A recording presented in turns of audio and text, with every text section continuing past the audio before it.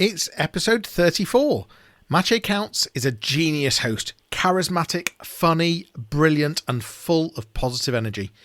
Maciej is a TV and radio presenter, producer, and MC. We discuss how to engage an online audience and how to make your online events rock. Enjoy the episode. Thanks for being a fab listener, and please subscribe and tell your friends. Welcome to the Johnny Ross audio experience. I'm Johnny Ross, founder and digital marketing strategist of Fleek Marketing. Each podcast, I'll be bringing you an expert to inspire you, to give you some great business growth takeaways, and to get you thinking about marketing and the bigger picture of how businesses can improve, adapt, and grow. I look forward to sharing this with you on each podcast, so here we go.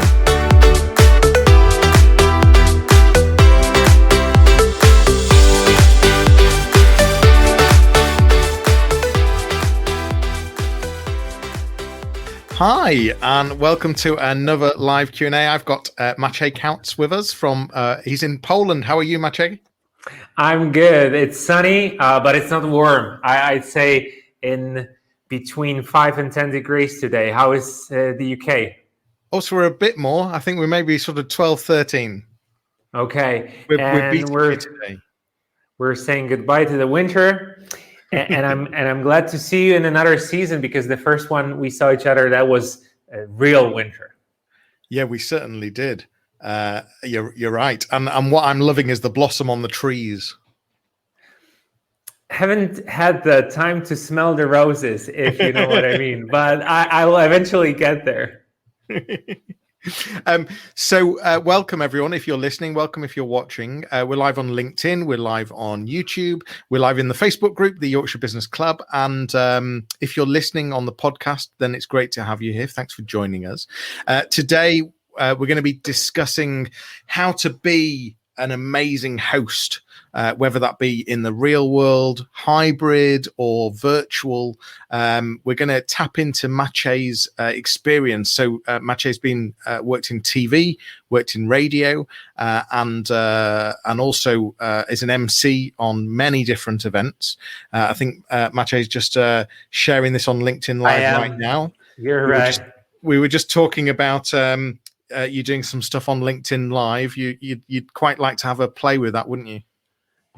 I really do. And to be honest, I haven't been really regarded by LinkedIn as someone worthy of broadcasting. And so I don't know how many of you, and you might actually want to share your thoughts in the comments section here on LinkedIn or maybe on Facebook, but they never really let me stream live. And so I'm so envious of Mr. Johnny.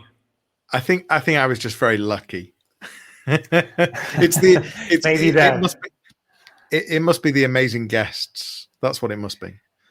Yeah, and I'm glad that you're live and that we're live. I feel like this kind of a format will be needed, and I've seen some of the conversations you've had, so that was very helpful. I know that you like to speak about marketing, about events, about the online world. You're so knowledgeable about social media platforms. I'm saying all of those things because I actually used to introduce you on an event as an MC. So that's how it all began, right? Yeah, that's right. And you were an amazing host back then. And that was a great event. Yeah, I mean, that's the interesting thing, isn't it? There's so many different formats that you can do these in, whether it be pre-recorded or live or a hybrid style.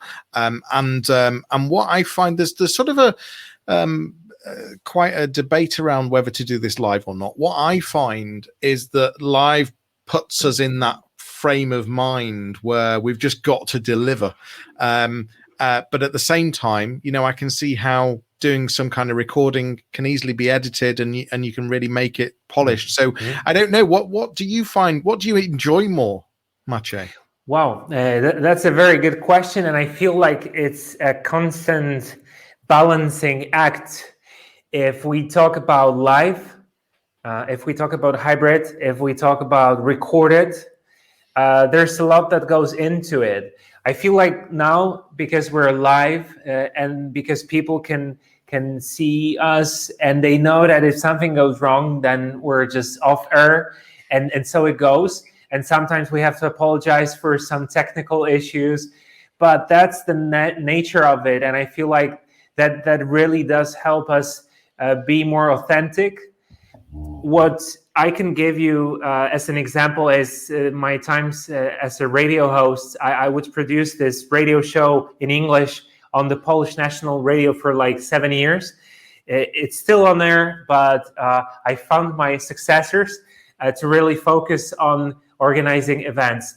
But what I learned there on the air is that if we ever did live shows, they could be enthusiastic, authentic, and just whatever happened there would happen. And we were fine with it. We would just go with the flow. But then my boss would always be really mad at me if I made some mistake in a pre-recorded show. He would be like, you had so much time to edit it, to make it perfect, to make it shine, but you still have let that little flip happen. And so I feel like if you want to have this pre-recorded, then there are some pros and cons. And authenticity is something that you might lose. The more takes you have of something. I don't know if it ever happened to you, Johnny, but maybe you were in front of a TV camera and you had your first take on something and it was quite good. But then the producer would say, okay, Johnny, can we do that again just in case? And sometimes the second, the third takes would be actually much worse than the original because they would be more kind of scripted. It's so true. So true. Mm-hmm. In fact, I sometimes sort of, I might even say to myself, oh, I'm not sure about that. I'm going to do it again. And then the next three are terrible. And the first one was far better. So, and I don't know what that has to do. Maybe our nature that if you start to think about doing something instead of just doing it, that's when things get complicated. And I feel like psychotherapists could probably explain a little bit more of that. But sometimes when we really want to make it so perfect, then we actually lose it. And so that's maybe my hidden advice to event planners, that if you organize an online conference in this era, then it really is great if you let it all happen naturally. And so have everybody there live instead of pre-recorded, because our viewers can certainly see that, they can hear that, they will feel it. I don't know how to describe that difference, but it's so obvious. Not to mention the fact that if you've pre-recorded an event, then there's no way you can interact with your audience. And so then you're not just competing with other conferences that are live at that very same moment, but you're actually competing with Netflix, HBO, and whatever else, because they've got a lot of pre-recorded stuff with actors who are great at that. Yeah, and I think you're right. You can tell, because as a delegate, as a viewer, as a listener, right, I sort of get disappointed if I turn up on time to something and then find out that it's pre-recorded. I sort of feel a bit cheated in a way. I agree. Yeah, and whilst it's very polished and it all looks really good, I sort of think, well, you could have just sent me this on a link and I could have just watched it in my own time. Yeah. What's the sense then to be right on time? It could be just a VOD thing, right? What's VOD? Sorry. That's video on demand. Video on demand. Video on demand. You just upload that somewhere as a link on Vimeo or YouTube, and that would be it. Absolutely. Yeah. Sorry. Yeah. I totally should have known the term VOD. Sure. And I totally should have known how to pronounce Vimeo. Is that the Vimeo? way? Vimeo. Okay. Listen, your English is very good, and you don't need to apologize at all. All right. Thank you, sir. I can't say a single word in Polish, so you beat me hands down. Talk to me about the so did you start radio first and then TV?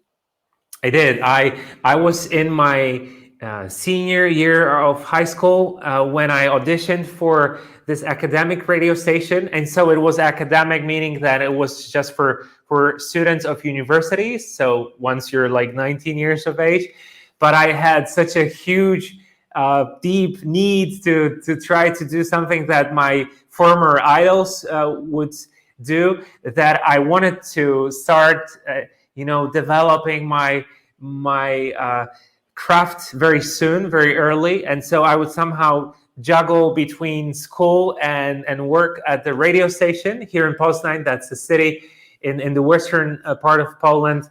Like I'd say just halfway between Berlin and Warsaw. And so radio was the first thing that I did. But I'd say that it's taken me quite some time to actually get used to that, to being responsible for there not being a single piece of silence, of quiet on air, because you know how much that's worth.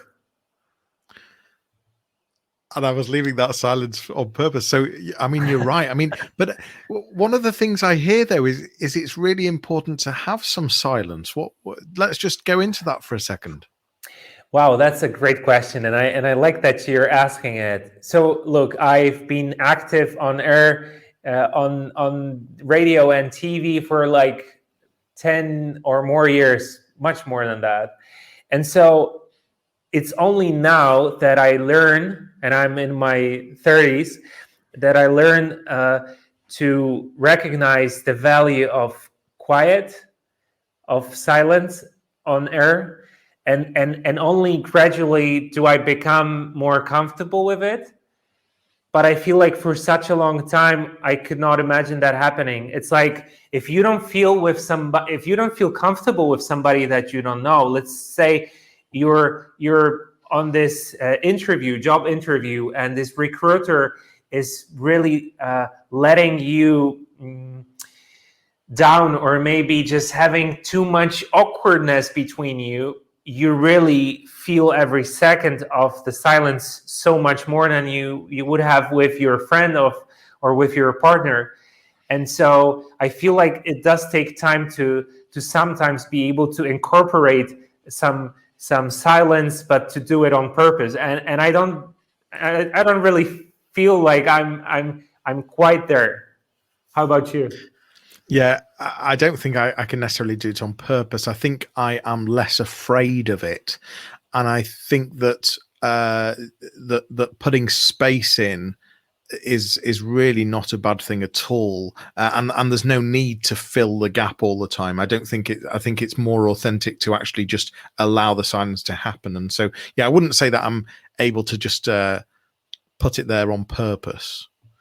But you probably are familiar with the fact that, unless I just interrupted, you're putting it on purpose. I'm sorry. I was wondering it. I was thinking about trying it.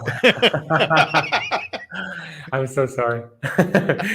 So I don't know if you're familiar with that, but some speakers who are not that used to speaking in public, to like public appearances, they get to be very fast in delivery. They would be like, blah, blah, blah, blah, like just throwing words so fast, as if they thought that the sooner they finish, the better it is for them. And only once you get some experience, you start to feel more comfortable on the stage, and then probably you don't have to run so much.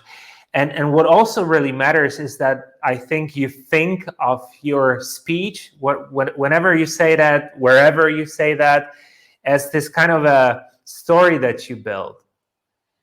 And so sometimes there would be moments when the action goes really, really fast, and it's getting so exciting, and everybody's waiting what's going to come next. But then, you want everybody to relax a little bit, only then to repeat the whole thing. That's how great stories are built, I believe. Yeah, I think that sounds good. One of the things that I'd really like to get to understand more is in radio. I'm trying to think of, because right now there's a lot of people that are thinking of doing more online events, or even just events full stop, as the world starts becoming hybrid again. Just events full stop, but also doing lots more video. One of the things that I'm always keen on is learning from radio and television, because my understanding is that in television and radio, you've got all sorts of different people around you, from production to researchers, to, well, you'll be able to tell me, to editors. And whereas most sort of small businesses or most senior thought leaders in businesses don't have those teams. They're thinking of, putting on a conference, or they're thinking of doing an event or doing something live, but they don't have any of that around them. So what are the gaps that we've got, and which are the really important roles that we should consider from radio and television? Mm-hmm. And so you're probably thinking of getting some of these roles that are known from TV or radio and then having them in the world of events. Well, yeah, that's the question. Is that what's missing? Is that what makes a good event? Having a really good researcher, having a really good editor, having a really good production assistant. Is that the things that is that what makes events really work? Or is it just about having an amazing host? Of course. I appreciate that, the question, Johnny. And the answer, I will just be as blunt as possible. And so I don't know how the events work in the UK or in the US, for example. I think you're much more familiar with these markets. But in Poland, I don't usually have a researcher, not at all. Well, that's never happened, to be honest. I just get some materials from the organizers if I'm lucky. Many times I won't get any, but I do have their website, what they've put forward for their potential customers, by which I mean the participants of an online or an offline, in the old days conference. But many times it's me who does all the research. And actually, I feel very good about it. It's not that I'm trying to maybe just complain about it, but actually the work that I do with my own hands is the work that I can be very sure of, because I know where I found that, and it's kind of a journalistic experience when preparing to a conference. And so I feel like the years that I spent working on TV or radio would really help me in preparing for events, because a journalist is a person who's really keen on discovering the world, and not just this really small topic, but sometimes they will also build like this map of connections. And that happens a lot. That, for example, when I'm researching a speaker at a conference like, say, Johnny Ross, not only will I look at the website of Spark of Change conference, and that's the one that I met you at virtually. And not only will I check what the organizers wrote about you, but I also will visit all your websites that I find on Google. I will also then go to videos that feature you. That's, for example, on YouTube when you were somebody's guests, or maybe you on your show, just like this one, just to have a feel of what you're like to interact with. Like, is that person the kind of easygoing, or are they rather scripted? And I don't mean that in a negative sense, but do they like to keep things very straight? Will they be somebody who connects very easily, or do I have to come up with a very precise question and maybe even approach them a week or two before the event so that they know what kind of a question to expect? Obviously, that's a little bit of a psychological thing to do so that you know what to expect of that person, because not always can you have this perfect feeling, instinct, or intuition about that person, but that's what I end up doing. And to actually finish my lengthy response to your quick question or short question, I just say that interestingly, I didn't really have a researcher on radio or on TV here where I work, and I guess that might have to do that I worked on local radio stations and local TV stations for a long time. And whereas they don't give you as much recognition, as national media would give you, they make you do all the work that's there. So it's not just finding the person that you want to interview and then interviewing them, but also editing that, and then even promoting that on social media. And then by editing, I mean you actually use Final Cut or Adobe Audition, for example, or software like that. And so you have this comprehensive learning time of all the things that a journalist could do. And so obviously that has pros and cons. Well, I think what you've done there is made the point, which is around, okay, so maybe you didn't have a researcher because of local, but how important research is.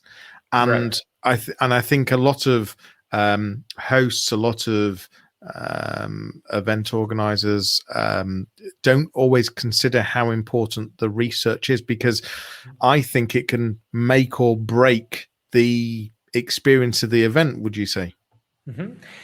I totally agree. And to give you just an example of how it works in this psychological effect again, if you have a guest who is a speaker at a conference, imagine what he's used to. Usually they would be used to MCs that just tell the audience what their name is. And they would be like, okay, so round of applause, please, Johnny Ross. He is from Fleek Marketing. and you know, that's fine. And I get that. But if you have a host that's really engaged and that would tell the audience something really interesting about that person, well, let's give an example. They would scroll your social media, including LinkedIn, and they would see that you've recently been talking with somebody about TikTok and how engaging that is. And then Johnny would mention that 7% is the usual number of interactions that you get on Facebook and Instagram, whereas it's much bigger than that on TikTok. And then you approach the speaker and saying, hey Johnny, what did you think of that? I read that post of yours, and I wanted to ask you one more additional question.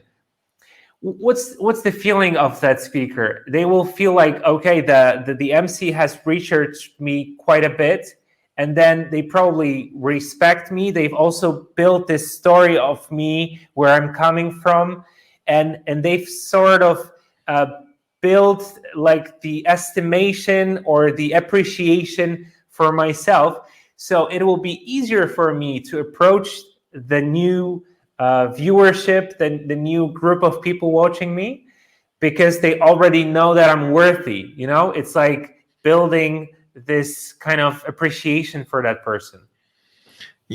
You're just showing off the research you've done now. I am.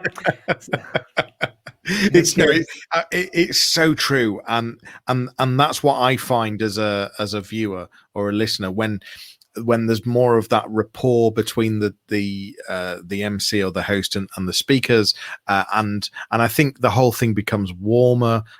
What you do, which is so amazing, is help listeners or viewers start relating to things very quickly, and start opening up to listening and watching by sort of already teasing things out that you're pre-aware of, and sort of get that conversation going. And I think that makes a huge difference. And which I appreciate you saying, because you mentioned that person becomes more relatable, and I feel like after all, we want to be relatable, because let's see what happens. Usually you would have this very renowned speaker at a conference, very professional about what they do, but then you just have these official names. He's the project engineering developer, and he's been active with this company XYZ for 12 years, and he speaks this and that language. That is pieces of information, but does that really make that human being relatable?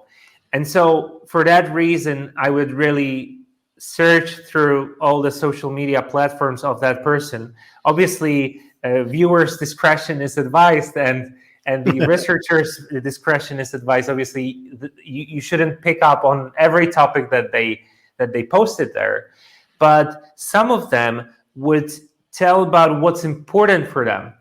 And obviously, if you want to engage with people, you want to give them a wider narrative of why this is all happening. And so if you tell what's important for that person and why they do that, and if you start with that, then they become relatable.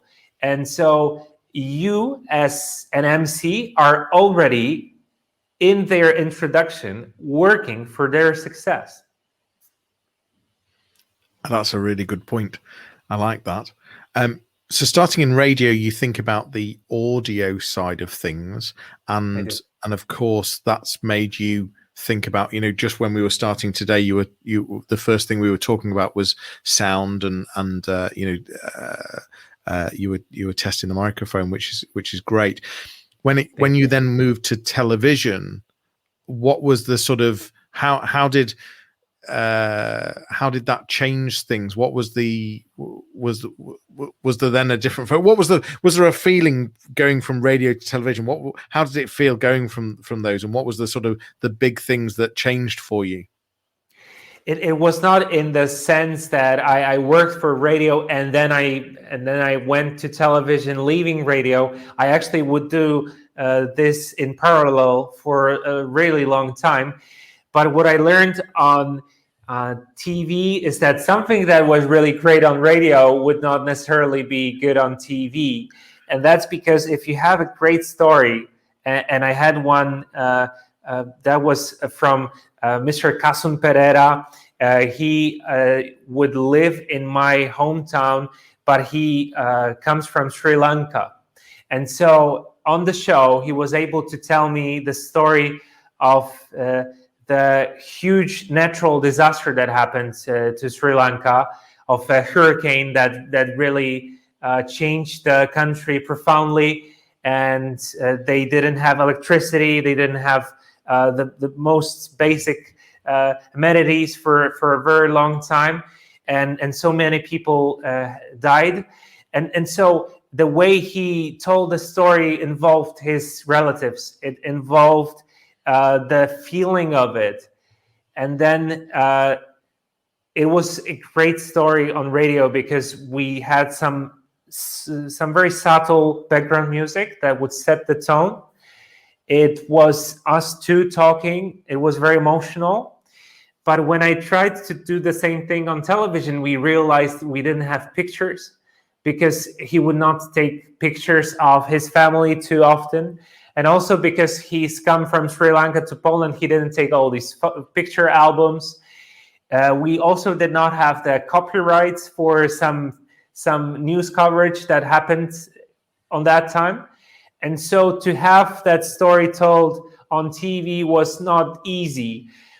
That's why podcasts are becoming so big, because if you have a big story, one that's really emotional or just worthy of attention, then you don't have to worry about all these special effects and if your haircut looks good, and if somebody doesn't have that problem of their face with those little things that show you that you didn't have makeup on, you can just concentrate on the story on the radio. Whereas on TV, you have to do it much quicker because attention span somehow is much shorter. And you also have to think of, okay, will there be 2 or maybe better 3 cameras?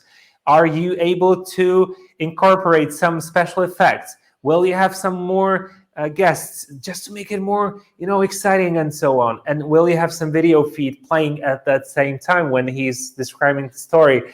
So that I would say is a disadvantage of television, that somehow the form or the shape of what you're telling is more important than the subject matter, than the content itself.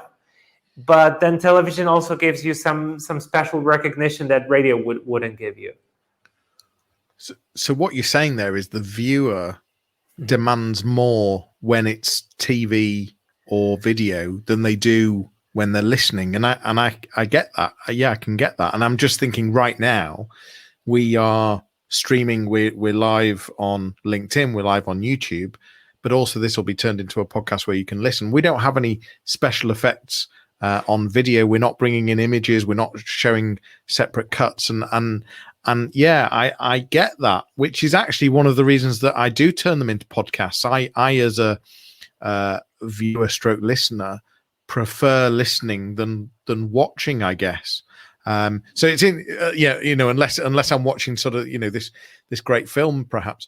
So yeah, no, I get that. I think what you're saying is that the viewer has higher expectations, and how do we turn that into what we're talking about here about being great in events, for example? What you're saying is, perhaps you need to think about having the second camera angle. Perhaps you need to think about having something, a green screen, playing some pictures, playing some video. That's sort of how to take it up a step. That's one of the things that I guess you're saying. Yeah, I totally am. So just one example of a difference between a live event and a virtual event. On a virtual event, you have to do all the great things about live events, but then much more. You have to make sure that your video is compelling, that it's attractive, that it has a few angles, just as you mentioned. Whereas live events, and the fact that we're all here in this hall or this auditorium, that kind of allows you to really feel the connection with that person, because he is or she is actually in front of you, very close. And there's a good chance that you will get a chance to speak to them after they're done in the break, and that's great. But then in a virtual event, there is so many distractions. You're not with the group of people that you would be on a live event. You're just on yourself in front of a computer screen. So chances are you will be distracted. There are so many distractions at home, and there's your family, and there is the cell phone, and there is Netflix as well. And then when it comes to podcasts, which you just mentioned, I really love this medium, because I think it takes us back to the days when our attention span would be longer, when we didn't have as many distractions. And there's this really good number that I've seen recently. It says that the retention rate of people listening to podcasts is like 83% when they turn on the podcast. So chances are 83% that once they turned it on, they will stay until the very end of it. And wow. Then on YouTube, it's like 10%, and on Facebook, it's like 5 or even less. And so that kind of gives you some great insight. I feel like if you have made somebody tune into your podcasts, there are really high chances that they will stay with you. Yeah, I find that listeners are a bit more bought in and are really wanting to invest their time into finding more out. Plus, they might be doing something else at that same time, which would not have been possible with TV, because TV is taking you in, is making you sing in. But then you have these all distractions, just like other TV channels, whatever else. Whereas when you listen to a podcast, you're likely on a train or maybe even driving your car. And then it's not that easy to switch to another channel because you want to have your hands on the steering wheel. And then also if you, let's say, clean up your apartment, you will also just have your AirPods on, and you don't even remember where you left your cell phone, but the fact that it's playing a podcast that is somehow good, you will let it stay. You will not be as demanding a listener as you would be a viewer. Wow, that's so true. I mean, how often do I find myself in that position where I've got my AirPods on, working around the house, and then maybe half an hour later, where is my phone? Yeah, It's great. I'm a crazy fan of Apple equipment. Yep. And one thing, I don't want to have any product placement in here, but something that I really like is that on Apple Watch you can actually find your cell phone, because it has this feature to make this notification. I don't know if you can hear that one, but I just turned it on my cell phone, which in fact I don't know where I left that. Same thing. Very clever. Tell me, when you are going on stage, so we talked about research being really important, and we've sort of covered some of the visual things. How do you get into the right mindset when you're going to be an MC? I mean, I've seen you. I think you really are brilliant, and some of the videos that I've seen, you've just shared a video from Spark only a few days ago, which was a brilliant behind the scenes video. But how do you get in the mindset when you're going to be a host or an MC on that stage? What are the things that you do? Are there any particular things that you do? Mm-hmm. So it's not that I could start my preparation just 2 hours in advance. It would usually be a few days in advance.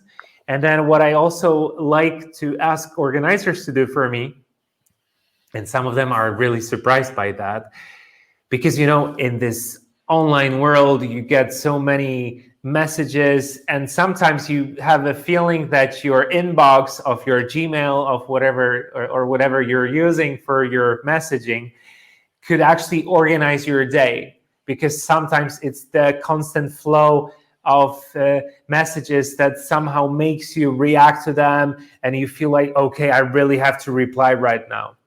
But even though it is a fact, and I'm not a fan of that phenomenon, I still ask the organizers to have me in the loop. And so sometimes I suggest that they forward the messages, or they put me in this CC section of pretty much every kind of arrangement they make with the speakers, or maybe the technical crew. Sometimes it's just that I scroll through those and I don't really read them very closely, but I would usually have this ability to find something that's really important, and sometimes have some suggestions relating to maybe how the videos could be presented, how many minutes should one presentation take, or sometimes some arrangements with the speakers.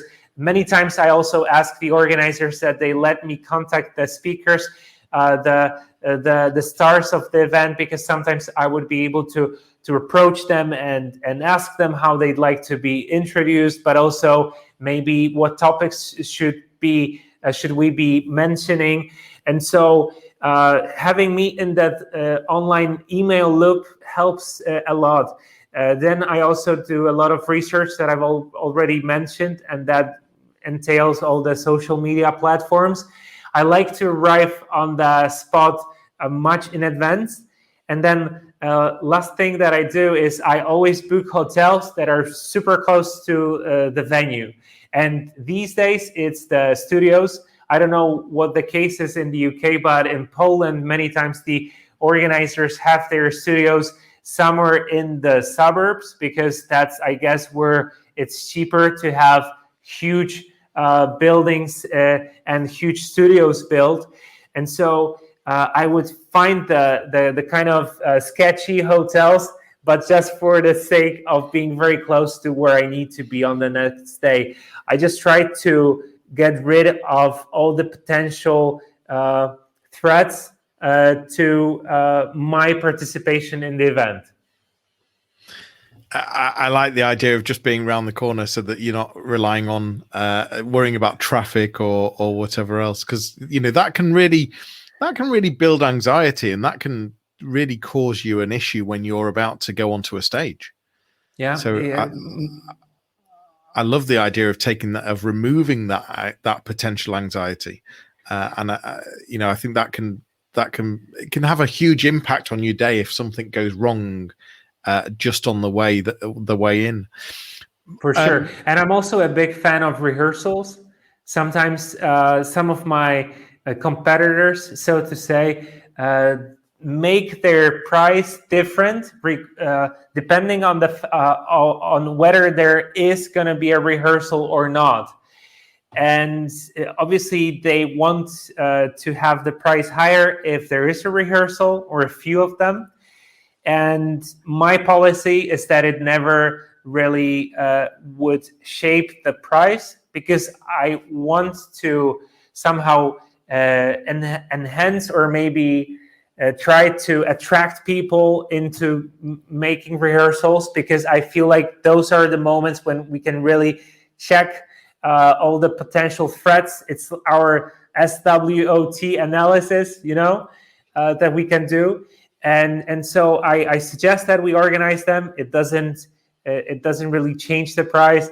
And many times I suggest that we do it one day in advance, especially if the event starts early in the morning. I feel like gathering there a day before helps a lot, not just for the organizers, but to be honest, for me myself too, because I feel much more relaxed having known all the details, which camera to look at, which connection with which speaker can be at risk, or maybe just all the different video feeds that we will put into the online transmission.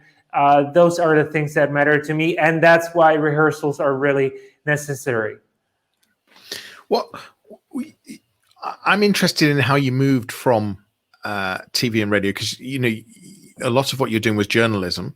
You've now moved. Do you miss that? Are you still doing some of that? I know that you're still helping students. You're a guest lecturer at SWPS University. I'm guessing very good research. I'm guessing you'll be bringing in some of your journalist skills there. But what is it about live events that you really enjoy, and more so than the journalism? What happened is there was this moment when I've been on TV for 5 or 6 years, and I figured that I wanted to find some new challenges. The realities of television would be that many times I would have very little influence over the topics that we covered. And many times those would depend on our sponsorship. And so I would end up talking about some companies' products that I did not necessarily find interesting, like, let's say, medical insurance, for example, for the elderly, which obviously it's important, but to have 4 shows in a row just talk about the insurance for the elderly, that would not be as developing for myself. I would not really feel that I'm still getting out of my comfort zone. And so to do just that, to go out of my comfort zone, I started participating in some events, and how that happened is actually natural. People would see me on TV or hear me on radio. Many times my good command of English would help a lot, because they wanted to have their bilingual host. Sometimes they also wanted me to host events in German. And so what that led to is a wider recognition of me in the events world. And then I just made a few choices. I made a choice not to be the host of some events just as picnics, or some events that are just sports tournaments. I did not want to be an MC that makes any type of events. I wanted to specialize.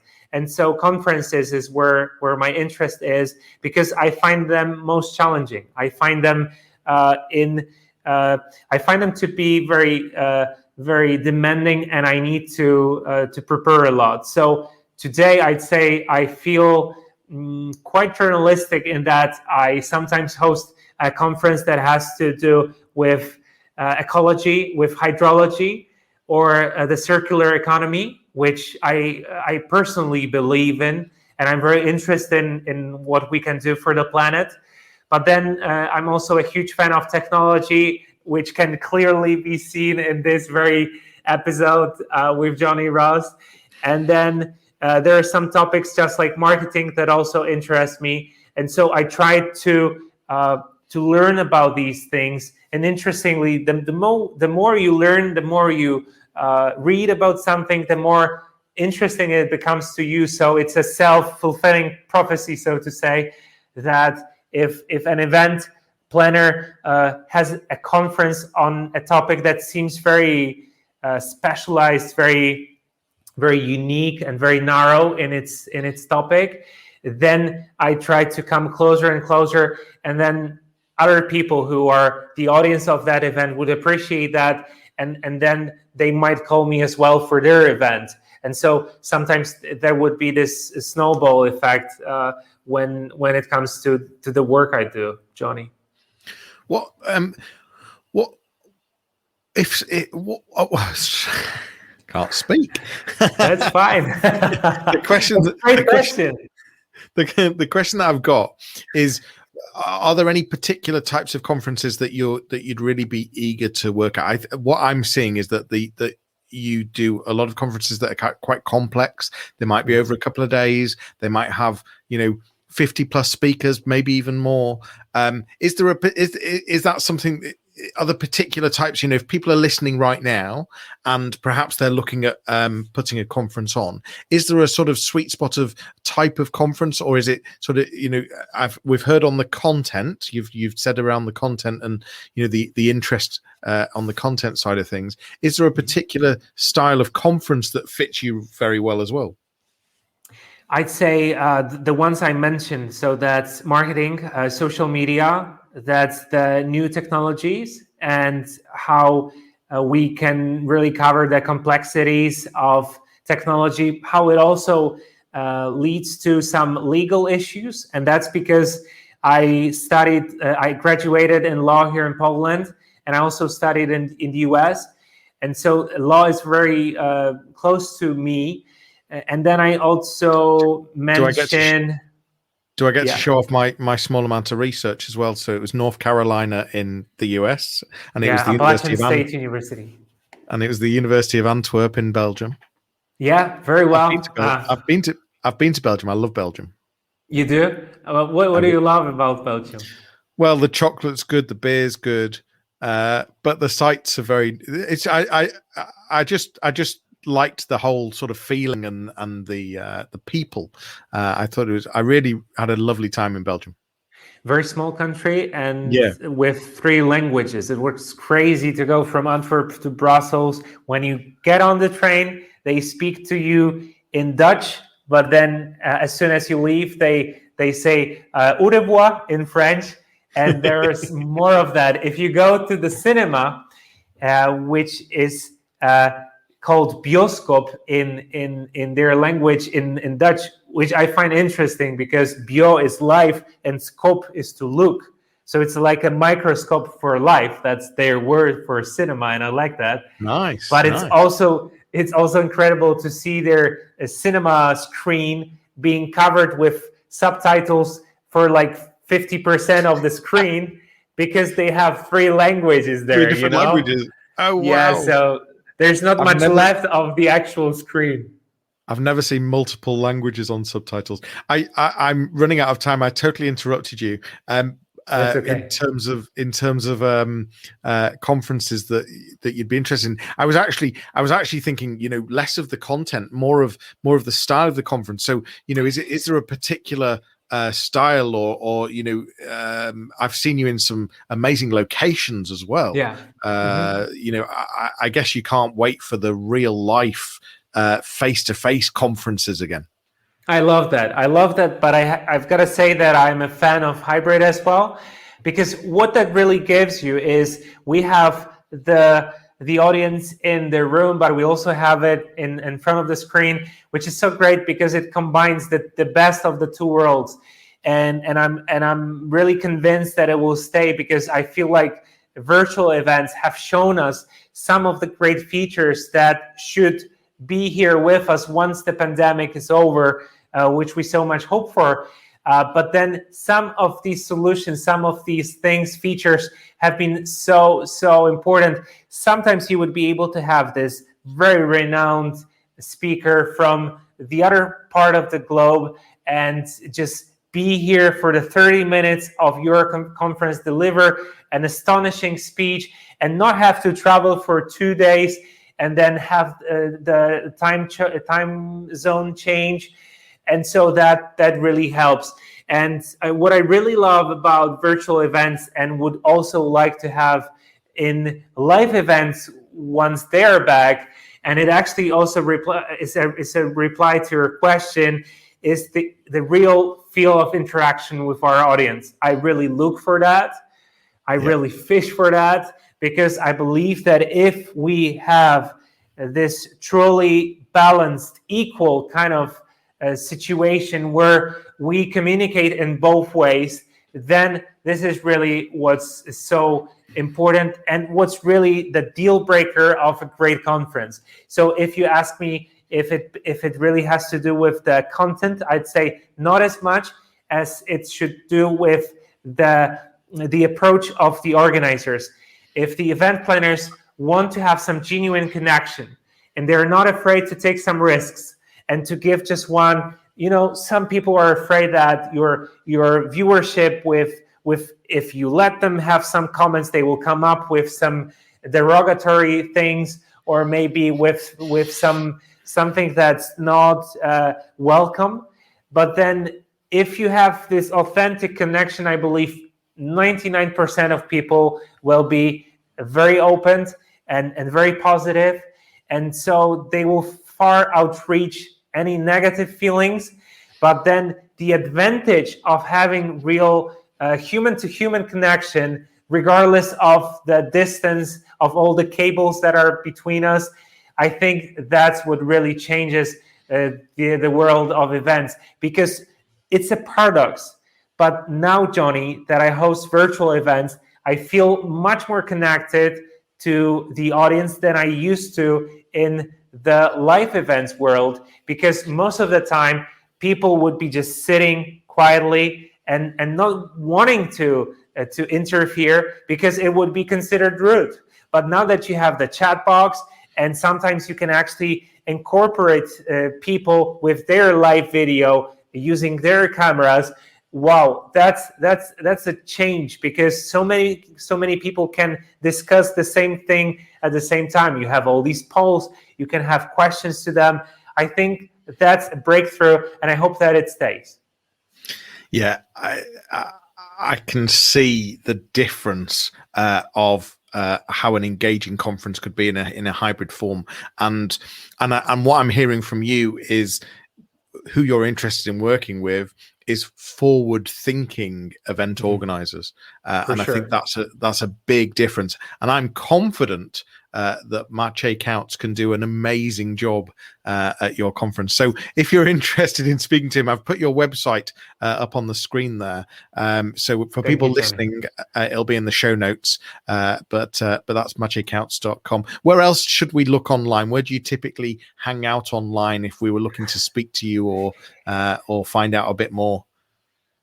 I just have this one piece of advice for somebody who's just listening and they don't really know how to write Maciej Kautz, my first and last name, which is half Polish, half German. I'd say what you can do is you go on YouTube and you look for a private tour of La Quinta Resort. And it may sound crazy, but I actually, on my honeymoon, I went to California, and actually I had a 2-month tour of the US. And I wanted to show my wife around where I used to study. And so we went to North Carolina as well. But California, with their small town of La Quinta, which is really well known for their golf clubs and how huge they are and how beautiful it is there. It actually is a very warm place, but also with some wonderful nature. I feel like La Quinta is this prestigious resort that I had opportunity to show people around, and I did that with the resort manager. And so you can just go to YouTube and find this La Quinta private tour. And I feel like maybe that is something that you will be able to enjoy.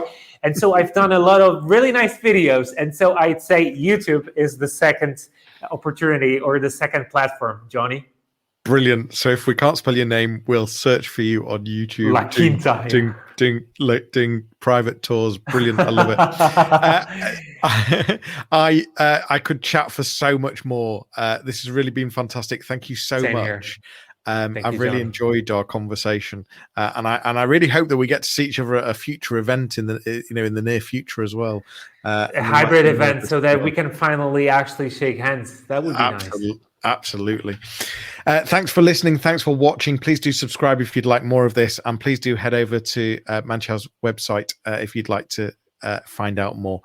Take care. Lovely speaking to you. See you soon. Thank you very much. Bye-bye. You've been listening to the Johnny Ross audio experience. Thanks so much for joining me. If you want to continue the conversation, head over to my website, fleek.marketing, or find me on LinkedIn. That's all for today. Please subscribe wherever you listen to podcasts, tag me in your social media posts, and please leave me a review on iTunes. It will make a huge difference for me. I will see you soon.